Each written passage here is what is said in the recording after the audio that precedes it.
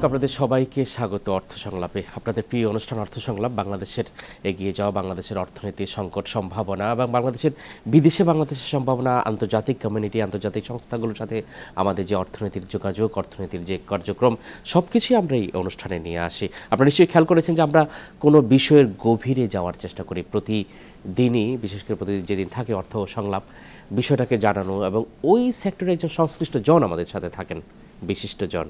আজও আছেন আমাদের সাথে একজন বিশিষ্ট জন, তিনি ক্রিস্টা রাডার। ক্রিস্টা রাডার হচ্ছেন বিশ্ব খাদ্য কর্মসূচি, জাতিসংঘ বিশ্ব খাদ্য কর্মসূচির বাংলাদেশ প্রতিনিধি। তিনি বাংলাদেশের যে পুষ্টির পরিস্থিতি, বাংলাদেশের যে খাদ্য নিরাপত্তা, এই বিষয়গুলো সার্বক্ষণিক নজরে রাখেন, সার্ভে করেন, এগুলো নিয়ে গভর্নমেন্টকে সাজেশন দেন এবং ইন্টারন্যাশনাল জাতিসংঘের সাথে একটা যোগাযোগ করেন বাংলাদেশে এই সংস্থায়। ঘরে অনেকেই জানেন এই সংস্থার নাম এবং তাদের কার্যক্রম, খুব বেশি বলার প্রয়োজন নেই। তো আমরা শোনার আছে অনেক কিছু তার কাছে। ক্রিস্টা রাডারের কাছে আমরা যাচ্ছি। ক্রিস্টা radar, welcome you to Arthosonglap. As I committed to my viewers that we will go for the nutrition situation and the food security of the country, how you are observing, what is the findings and what is your suggestions to our country for the betterment of this sector. At first, please let me know what is the situation of the nutrition situation in the country, because you have done many surveys recently. Good morning. Thank you very much for inviting me. Let me start with food security. Since the independence of Bangladesh, the country has been enormously successful in increasing rice production. There is a very simple saying: while the population has doubled, the rice production has tripled since independence. The farmers are very smart in Bangladesh. And the research of Bangladesh and the introduction of a new borrow crop some decades ago. So Bangladesh is today self-sufficient in rice production. However, not in the production of other food crops like pulses, like oil, like vegetables, milk, fruit.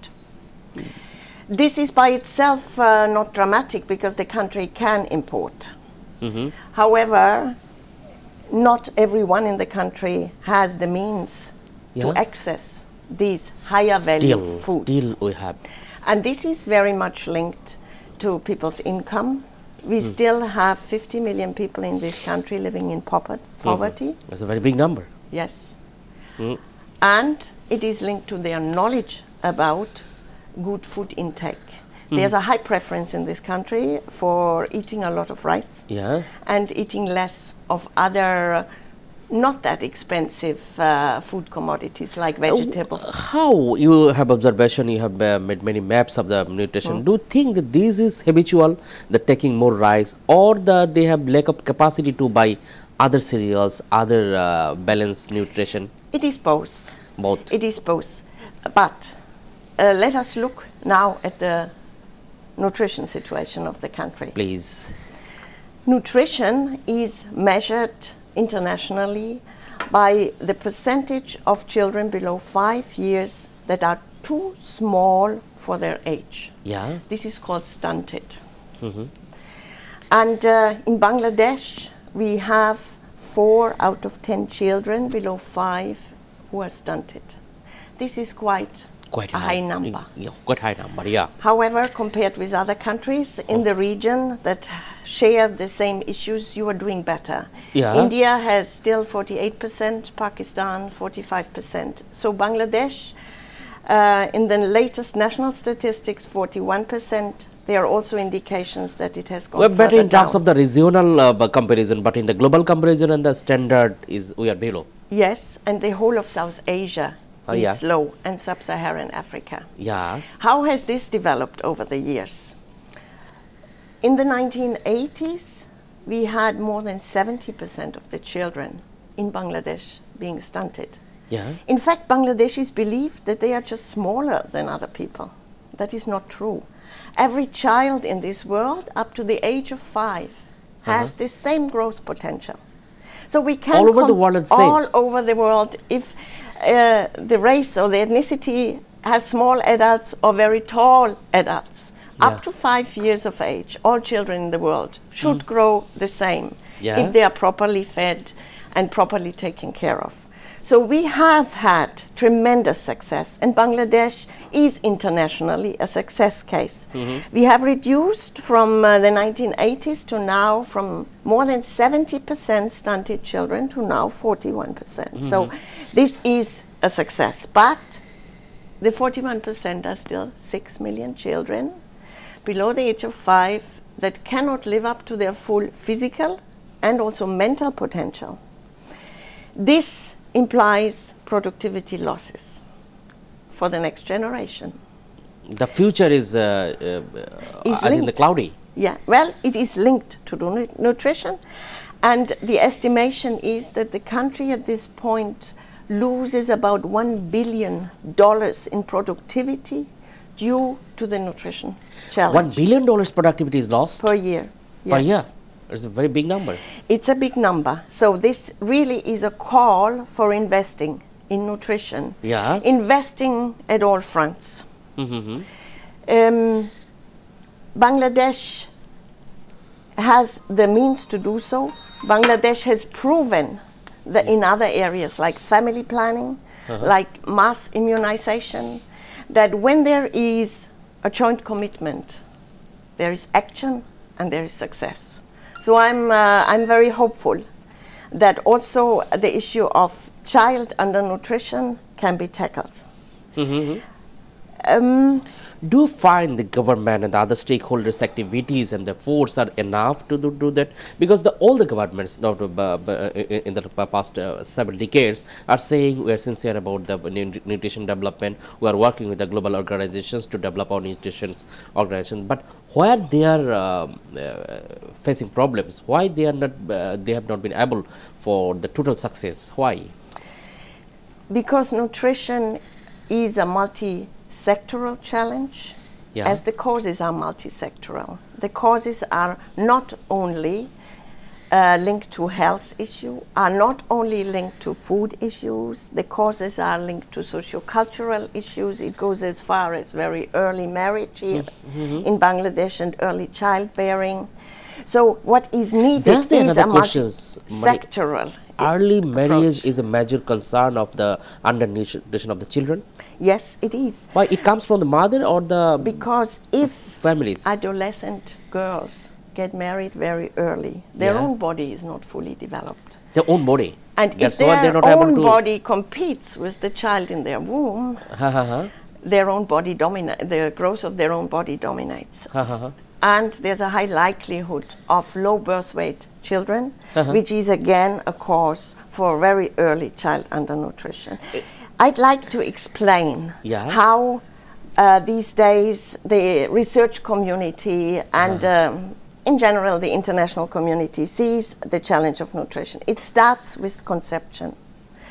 And the first 1,000 days, it is called a window of opportunity from conception until 2 years of age. This is when the biggest difference can be made.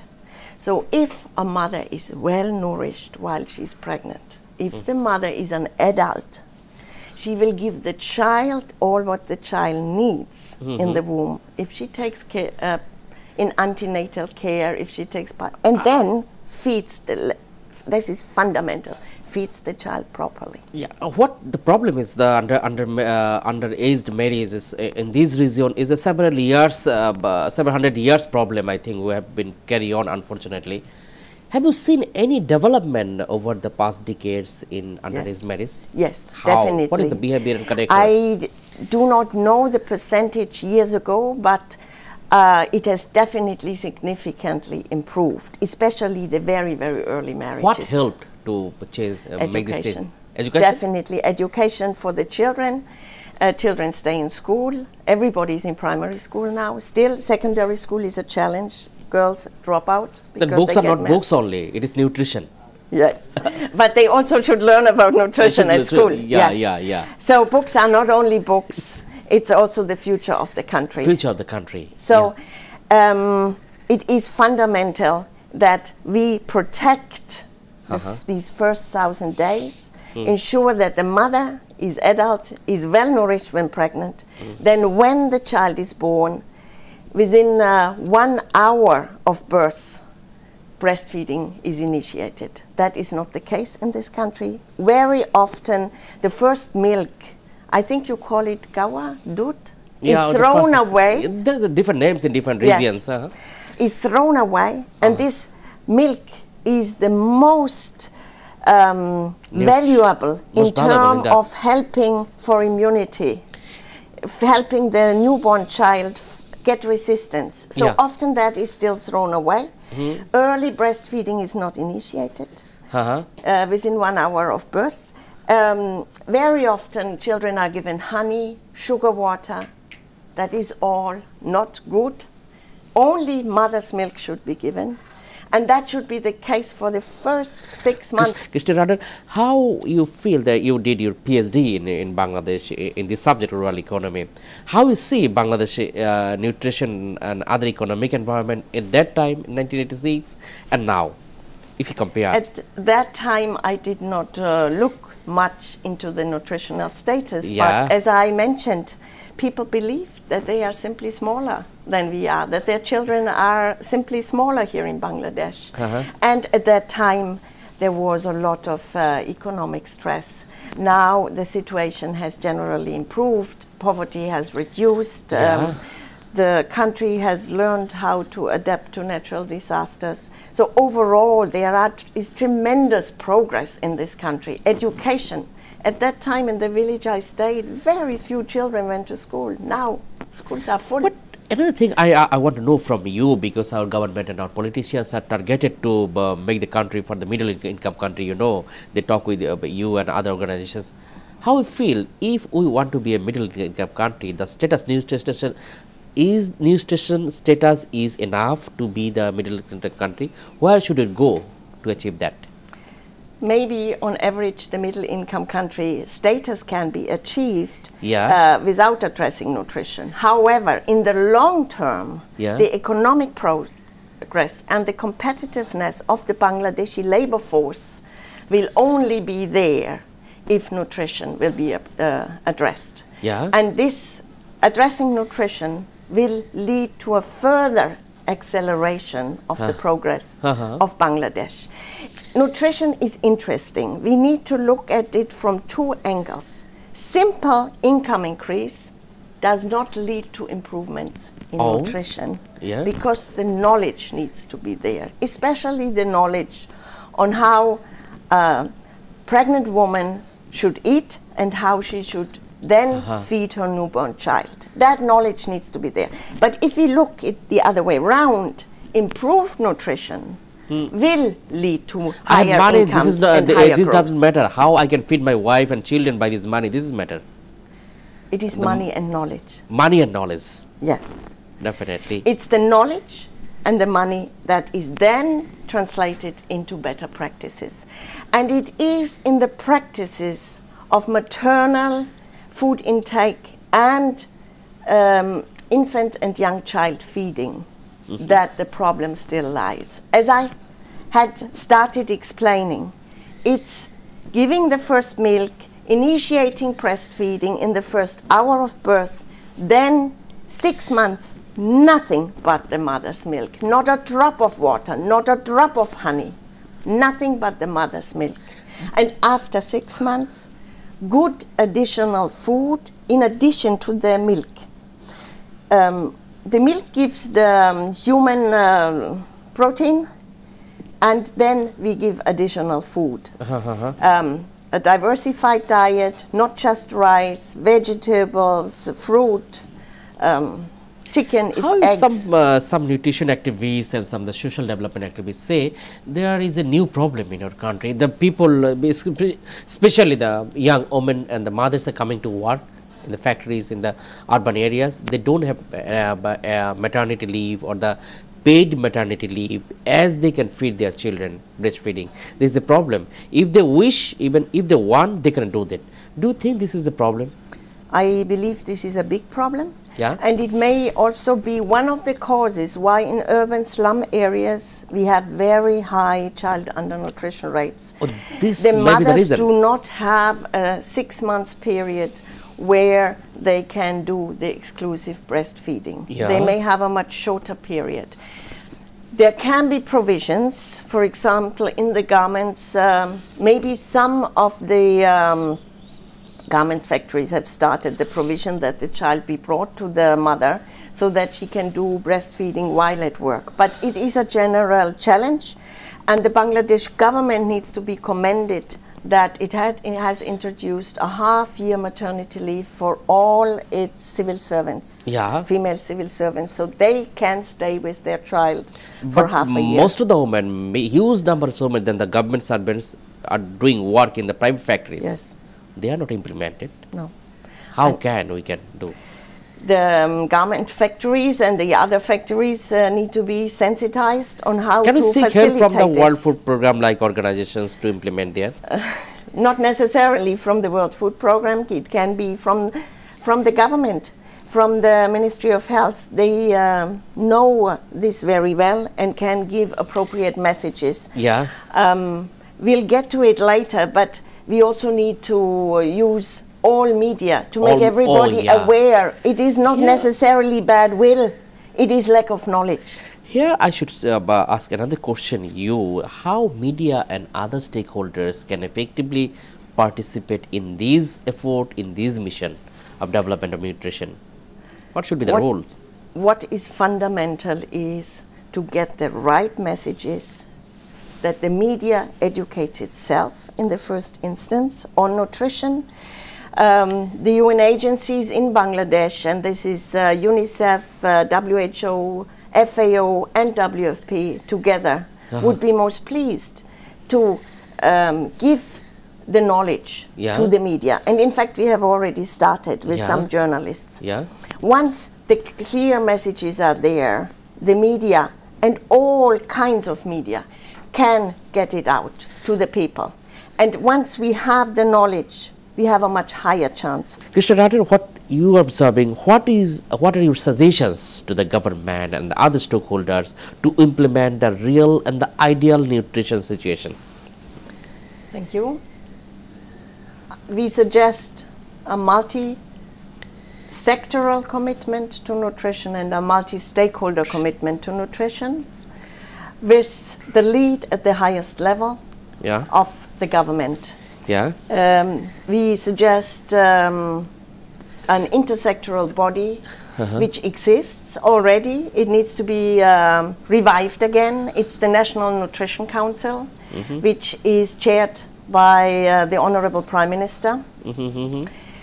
And then the different sectors in government to make their commitment towards nutrition. I'm giving the example health. Health already has the lead. Health is to take the lead in identifying malnourished children, identifying what can be done in support, also getting the message out to the rural areas. But then there are many, many other sectors. There's the food sector, there's the agricultural sector, there is the education sector. Children, the next generation needs to learn about nutrition. There's even the industries, the fortification of oil, for example, the iodization of salt, for example. Then the Ministry of Women and Children's Affairs that runs one of the biggest safety net programs for Bangladesh that can be made more nutrition sensitive, the Vulnerable Groups Development Program. Then the Ministry of Local Government that has many programs out there. So multi-sectoral coordination in government with multi-sectoral commitments. Then multi-stakeholder. We have such a lively NGO sector here in Bangladesh, like nowhere in the world. More than 2,000 NGOs. They are having livelihood support programs, microcredit programs. If they get the right message, and they get the right messages out to all their clientele in the rural and urban slum areas, then we have a big chance of improving the situation. And to uplift to the ideal level. Yes. Plus, as we mentioned before, the media, fundamental in getting the news to everybody. We hope everyone will get your message, because you are very rightly pointed out and you have very in-depth experience in this sector. Christa, Rader, in a very short period you have detailed us, you have taken to a very in-depth of the nutrition situation, and thank you very much for coming to Ekattor and share with these views. Thank you very much. It was a pleasure. প্রিয় দর্শক, আমরা ক্রিস্টা রাডের সাথে কথা বলছিলাম বাংলাদেশের প্রতিনিধি। তিনি জাতিসংঘ বিশ্ব খাদ্য কর্মসূচি, তিনি যেভাবে দেখলেন খাদ্য পরিস্থিতি, পুষ্টি পরিস্থিতি, বাংলাদেশের খাদ্য নিরাপত্তার বিষয়টা অনেকে গিয়েছে, কিন্তু আরও অনেক দূর যেতে হবে বিশ্বমানে পৌঁছতে হলে, মধ্য আয়ের দেশ হতে হলে। তার যে মেসেজ, তার যে সাজেশন, সেগুলো আমরা অবশ্যই ভাববো যে বাংলাদেশের পলিসি মেকার সহ যারা মাল্টি স্টেক হোল্ডার যারা বললেন, তারা এটাকে গ্রহণ করবেন এবং এভাবে কাজ করে আমরা এগিয়ে যাব একটা সুস্থ এবং স্বাবলম্বী বাংলাদেশের দিকে। শুধু রাইস নয়, সুষম পুষ্টির দিকে করে আগামী প্রজন্মের পুষ্টি এবং উন্নয়নকে নিশ্চিত করব, এই প্রত্যাশা রেখে আজ এখানেই শেষ করছি। আপনাদের সবাইকে অনেক ধন্যবাদ আমাদের সাথে থাকার জন্য।